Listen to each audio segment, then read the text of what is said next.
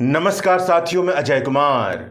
हिंदी के अखबारों में खबर छपती है कि बिहार की संस्कृति को ग्लोबल पहचान दिलाने में जुटे पीएम मोदी। मगर बिहार की संस्कृति है क्या? इसका जवाब आप इस बुनियादी तथ्य से समझिए कि बिहार की प्रति व्यक्ति महीने की आमदनी केवल 3,000 रुपए के आसपास बनती है। अब आप समझ लीजिए कि बिहार की संस्कृति कैसी हो सकती है। हवा हवाई और प्रचारू बातों को छोड़कर अगर बिहार की जमीनी हकीकत की बात की जाए तो बिहार के ज़्यादातर लोगों का रोजाना का जीवन अनगिनत परेशानियों से भरा पड़ा है। गांव के गांव ऐसे हैं जहां पर पढ़ने लिखने की कोई संस्कृति विकसित नहीं हुई है। जाकर देखिएगा बिहार के गांव में कितने परिवार ऐसे हैं जहां पर दिन भर में बच्चे 1 घंटा से ज़्यादा अपने घर पर पढ़ते हों। सैकड़ों गांव ऐसे मिलेंगे जहां पर एक लाइब्रेरी तक आपको नहीं दिखाई देगी। पढ़ाई लिखाई के मामले में यह है बिहार की संस्कृति। गांव के गांव ऐसे हैं जहां पर लड़के 8वीं से 10वीं क्लास पास करने के बाद किसी दूसरे राज्य में मजदूरी के लिए पलायन कर जाते हैं। गांव के गांव ऐसे भरे पड़े हैं जहां पर अब भी लड़कियां मुश्किल से 12वीं क्लास तक पढ़ पाती हैं। उसके बाद घर वाले कहते हैं कि अब इनकी शादी की उम्र हो गई है, अकेले इन्हें बाहर पढ़ने के लिए नहीं भेज सकते हैं। गांव के गांव ऐसे भरे पड़े हैं जहां पर केवल निचली जाति के लोग रहते हैं, जिनके पास अपनी कोई जमीन नहीं है, दूसरे के खेत पर मजदूरी करते हैं। दिन भर में मुश्किल से 200 रुपए से लेकर के 250 रुपए कमा पाते हैं और औरतें 200 रुपए भी नहीं कमा पाती हैं, उनकी मजदूरी उससे भी कम है। बिहार के ज़्यादातर इलाकों में कुछ इस तरह की परेशानियां बनी हुई हैं। इस तरह के बीहड़ परेशानियों से भरे बिहार राज्य में अनगिनत ऐसे मुद्दे हैं जिन्हें पकड़ करके जन कल्याण की राजनीति करने वाले राजनीति कर सकते हैं। मगर जिनकी दिमागी सोच सांप्रदायिकता के गुलाम हो, उनके लिए बिहार में राजनीति करने का मतलब यही है कि हिंदू मुस्लिम बंटवारे की राजनीति की जाए। बिहार में विधानसभा चुनाव होने वाले हैं, अब समय आ रहा है और सांप्रदायिकता की रणनीति अपना करके सत्ता में पहुंचने की राजनीति करने वाली भाजपा ने हिंदू मुस्लिम बंटवारे का गंदा खेल खेलना शुरू कर दिया है। उत्तर प्रदेश में फेंका जा रहा सांप्रदायिक जाल बिहार के नेताओं ने पकड़ लिया है।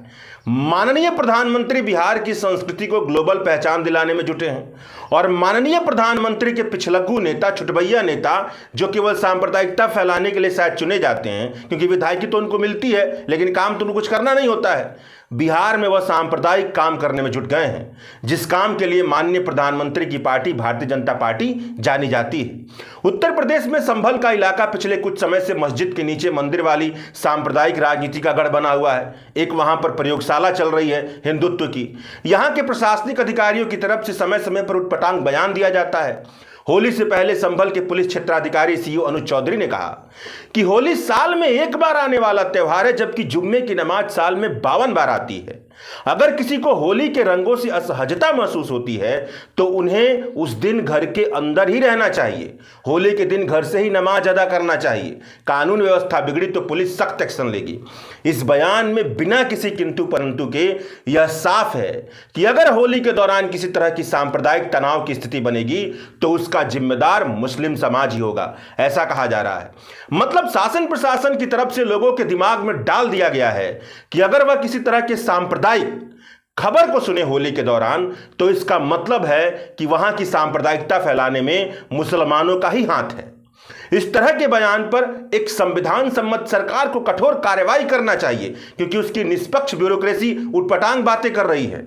मगर आप सबको पता है कि सरकार उसी की है जिसका संविधान से कोई लेना देना नहीं, संविधान में मौजूद बंधुत्व और धर्मनिरपेक्षता की भावना से कोई लेना देना नहीं।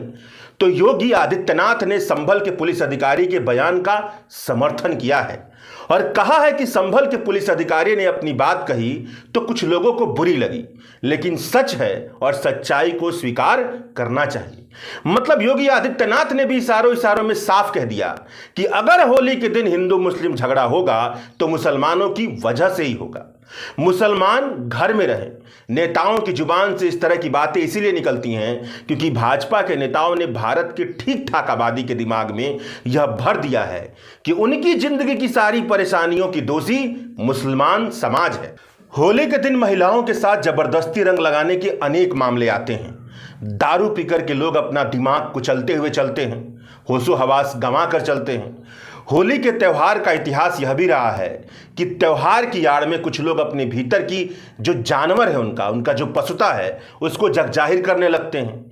यह सारे कारण कई मौके पर झगड़े की शक्ल ले लेते हैं। इंसानों के भीतर मौजूद इस तरह की पशुता से पैदा होने वाले झगड़े को रोकने और बीच बचाव करने के लिए हमारे और आपके टैक्स के पैसे पर नागरिक पुलिस बनती है, सिविल पुलिस बनती है।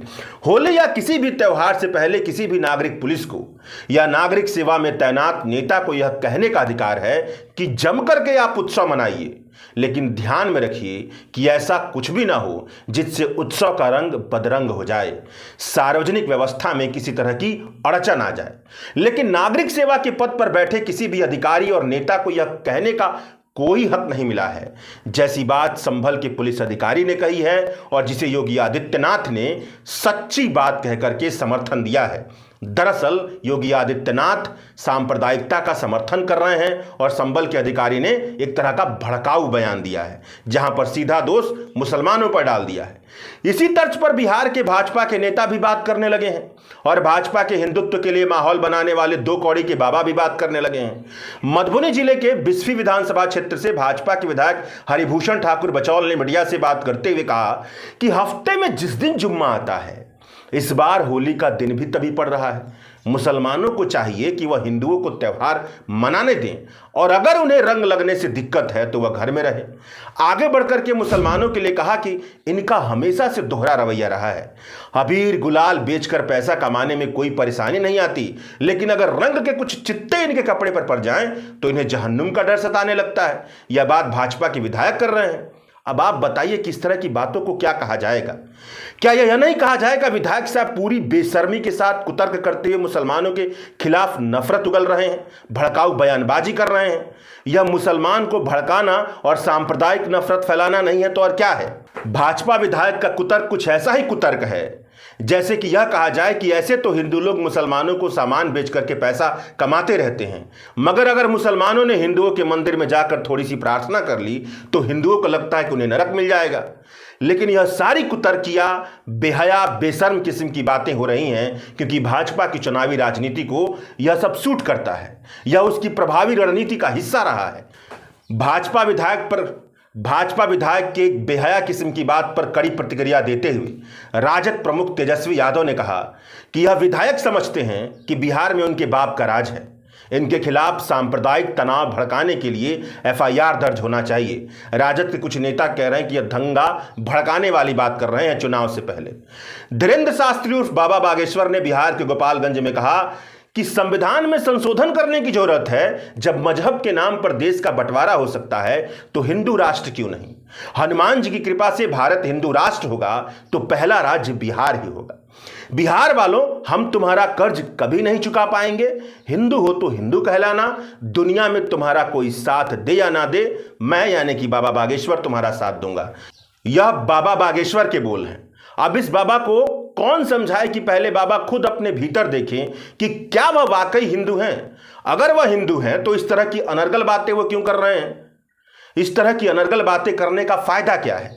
भारत का संविधान हर व्यक्ति को अपना धर्म मनाने और उसकी प्रचार प्रसार करने की स्वतंत्रता देता है। पढ़ने लिखने सोचने समझने में बाबा बागेश्वर की दिलचस्पी तो बिल्कुल भी नहीं है। अगर होती तो इस तरह का धंधा नहीं करते जो वो कुतार्किक धंधा करते हैं।